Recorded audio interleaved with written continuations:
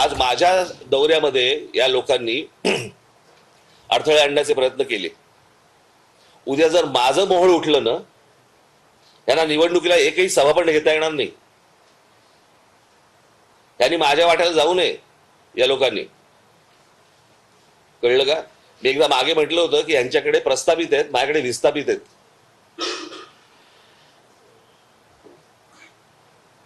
यांनी माझ्या नादी लागू नये या सगळ्या गोष्टींसाठी. तुम्हाला तुमचं राजकारण करायचंय, समाजामध्ये तेढ निर्माण करून विष घालवून ह्यांना कुठचं राजकारण करायचंय? एकदा आम्ही तुम्हाला सांगितलं होतं की बीडमधल्या घटनेशी शिवसेनेचा संबंध नाही. मग आव्हानं कसली देते आम्हाला? आम्ही अधिकृतपणे सांगितलं शिवसेनेचा संबंध नाही. आव्हानं देत आहे आणि कोणाला देते आव्हानं? बाळासाहेब ठाकरेंच्या मुलाला किंवा शिवसेनेला, ज्याने शिवसेना चोरली ते, आणि ते त्यांचं एकमेकाचं समर्थन करतायत, चोर चोराचं समर्थन करतायत. पण काही हरकत नाही.